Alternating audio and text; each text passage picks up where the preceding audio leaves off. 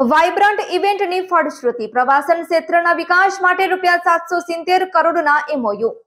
એકતાનગર ખાતે statue of unity પરિસરમાં ગુજરાત પ્રવાસન નિગમ અને adventure tour operators association of ઇન્ડિયાના સંયુક્ત ઉપક્રમે ચાલી રહેલી 15મી વાર્ષિક સભામાં પ્રવાસન, વન અને પર્યાવરણ મંત્રી મુળુભાઈ બેરાની પ્રેરક ઉપસ્થિતિમાં રાજ્યના પ્રવાસન ક્ષેત્રના વિકાસ અને આનંદ પ્રમોદમાં વૃદ્ધિ માટેના 5 મળીને કુલ 10 સમજૂતી કરાર કરવામાં આવ્યા હતા.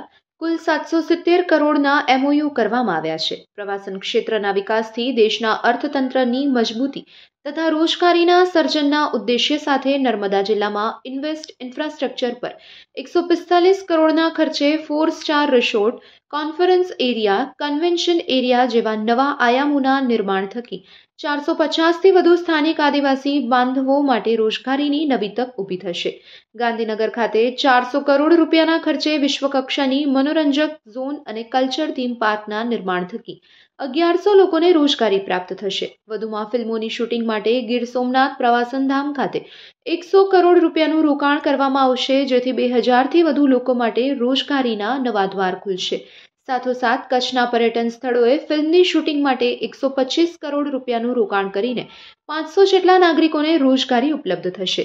અત્રે ઉલ્લેખનીય છે કે ગુજરાતને સાહસિક ટુરિઝમ તરીકે વિકસાવવા માટે અધિવેશન દરમિયાન એમઓયુ કરાયા હતા, જેમાં એડવેન્ચર ટૂર ઓપરેટર્સ ઓફ ઇન્ડિયાએ પ્રવાસનના નવા પ્રકલ્પોના નિર્માણ, holiday moods adventure private limited દ્વારા પ્રવાસન તરફ લોકોને આકર્ષવા માટે ટ્રાવેલ ક્રોનિકલ્સ તથા તાલીમ પ્રવૃત્તિઓના આયોજન, ટ્રાન્સકેન્ડ એડવેન્ચર પ્રાઇવેટ લિમિટેડ દ્વારા પણ પર્યાવરણ હિતેશી સાહસિક પ્રવાસનને સમર્થન આપી ટ્રેકિંગને પ્રોત્સાહન આપવામાં આવશે. નીડ્સ એન્ટરપ્રાઇઝ પ્રાઇવેટ લિમિટેડ દ્વારા એડવેન્ચર ટુરિઝમને પ્રસ્થાપિત કરવા માટે ડેસ્ટિનેશન પ્રોગ્રામ થકી કૌશલ્ય અને સર્કિટ ઊભા કરાશે.